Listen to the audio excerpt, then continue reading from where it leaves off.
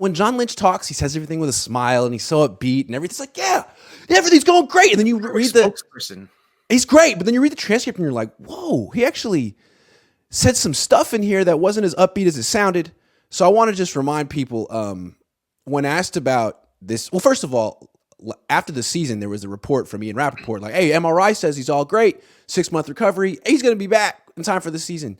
Then he went and actually saw the surgeon, and something got slowed down, and the surgeon was like, hold on a minute. And John Lynch spoke about it yesterday, and he basically said, the surgeon said, look, timelines are, for the birds. It's all individual with these people. You have no idea. But the thing that stood out to me, I don't know if you heard this part, was John was like, look, it's not a tip. It's a baseball surgeon, but it's not a baseball injury. Because when pitchers tear their UCL, they're just throwing with no resistance. I mean, they don't hit anything on the way in the follow through. This guy hit Hassan Reddick's arm, and Hassan was trying to wrench it back. This is much more violent. And I feel like the Niners are kind of coming to this realization like, hey, man, this could be worse than we thought, and we really have no idea. Did you get that vibe? What vibe did you get from John yesterday?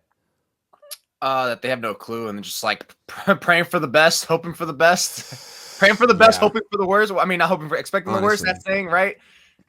I mean, honestly, this is kind of a disaster. Now it's like I felt more like, okay, now's a good reason why like we were like the last several weeks of like, you know what, we just don't know what's up with his injuries, and it's like, you know what, Niners kind of don't know either. They wanted to feel so confident, so chesty in their exit press conference, especially Kyle Shanahan, especially Kyle. About like kind of like, wow, insinuating quarterback one, which John kind of did that again yesterday, but we'll get to that later. Yeah, it's about. But with Kyle, let's stick with Kyle real quick. Wasn't he talking like so confident, like, it's a 6-month?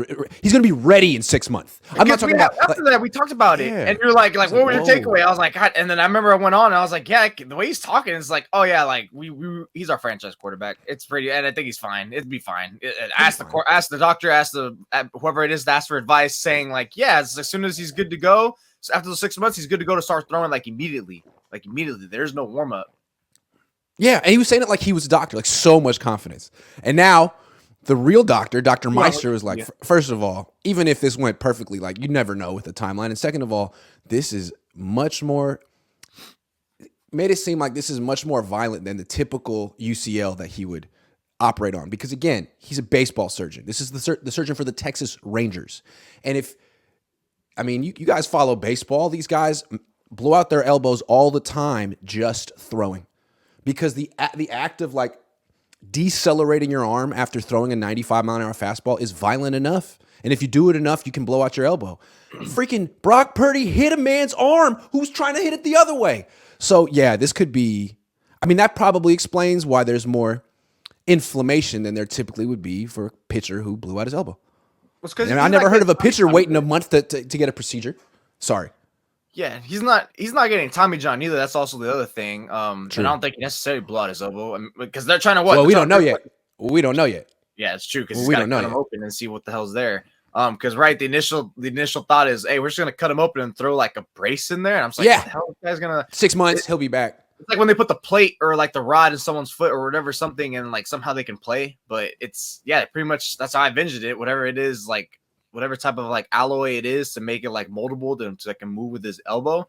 That's where it's going to be when they figure that part out. Once it's like, all right, it's like, let's see, you said it's like when you go to the mechanic, you tell him like, hey, I'm hearing this and I'm leaking this. Okay, let's open the hood. And it's like, hey, bro, this is worse than what you said and what you think it is. This is not just leaking coolant. This is not just leaking oil, man. We got all this thing. Your radiator's cracked. You got all this and that. It's smoking. I mean, I can smell it from down the block. Like, come on.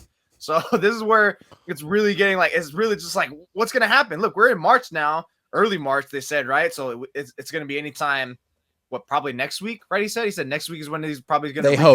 They hope. Yeah. That's not the guarantee he's going to get that surgery either. So right now, considering that they have this guy as they're thinking about almost like a franchise quarterback, the way they're speaking, this is a disaster. This goes back to now, like, of us blaming Kyle. It's like, Kyle, like, when you were asked about that, instead of you being snarky, you couldn't just been like, yeah, that was my bad. Or maybe not my bad. You couldn't have said something. You couldn't have said like, I'm trying to think like I should have called something different. Or I just whiffed on that one. It just happened. Because to me, it's like, look, that's not the two quarterbacks you're carrying into is the ones who you've gotten injured.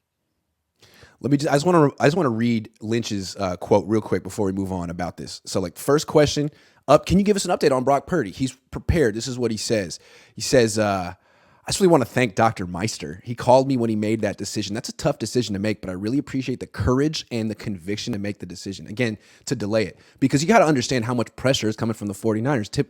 In particular, Kyle Shanahan, who said it's going to be all good and that Brock will be back for week 1. So here goes John Lynch. It's all about the best outcome. Is it ideal? No, for a variety of reasons. Time being number one. You want every waking minute that you have, but ultimately he's 22 years old. We want the best outcome, and that's where Dr. Meister made a really tough decision, and we're very appreciative. It's really sounding like the Niners are resetting their expectations here and being like, if he comes back week 1, great, but that's not the most important thing.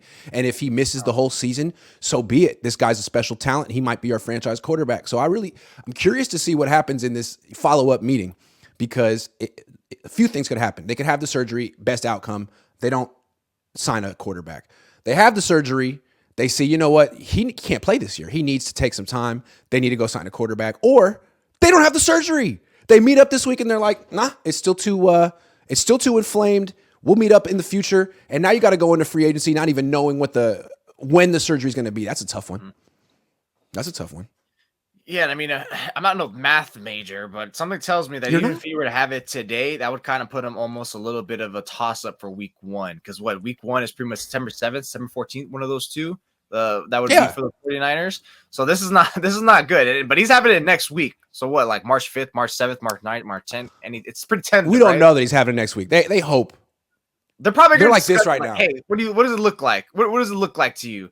So yeah, I think after him talking, it made me feel even justified or more valid and more like concerned and like, wow, he probably isn't really going to be ready week 1 or 2 or 3. Because I wasn't just saying week 1. I was saying like, hey, if he's not ready week 1, he's probably not going to be ready week 3 or week 4. Or that's probably right about when he comes back. And now I feel more confident that's where we're headed with Brock.